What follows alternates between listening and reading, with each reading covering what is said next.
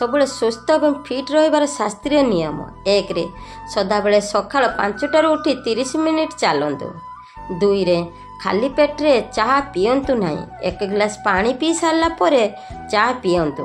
3ରେ ସକାଳୁ ଖାଲି ପେଟରେ କିଛି ବେଲପତ୍ର ଖାଆନ୍ତୁ, ପେଟ ଗ୍ୟାସ୍ ହେବ ନାହିଁ। 4ରେ କେବେ ବି ଔଷଧକୁ ଥଣ୍ଡା ପାଣି ସହିତ ଖାଆନ୍ତୁ ନାହିଁ। 5ରେ ସନ୍ଧ୍ୟା 5ଟା ପରେ ଭାରି ଖାଦ୍ୟ ଖାଆନ୍ତୁ ନାହିଁ।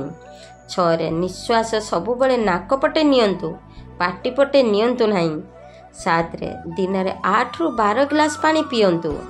ପାଣି ପିଇବା ବେଳେ ବସିକି ପିଅନ୍ତୁ।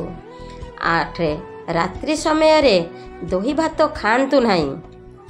9ରେ ଚିନି, ମଇଦା, ଲୁଣ ଏହି 3 ଧଳା ଜହର ଠାରୁ ଦୂରେଇକି ରୁହନ୍ତୁ। 10ରେ ଶୋଇବାର ସବୁଠୁ ଭଲ ସମୟ ରାତି 9ଟାରୁ ସକାଳ 5ଟା।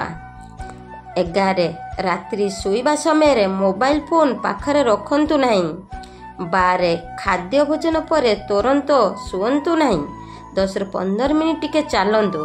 13ରେ କୌଣସି ବି ଗୋଟେ ବ୍ୟାୟାମ ସବୁବେଳେ ନିଶ୍ଚୟ କରନ୍ତୁ।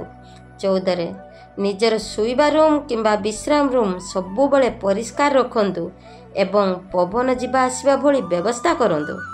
15ରେ ରାତିରେ ଶୋଇବା ପୂର୍ବରୁ ଠାକୁରଙ୍କୁ ମୁଣ୍ଡିଆ ମାରିକି ଶୁଅନ୍ତୁ।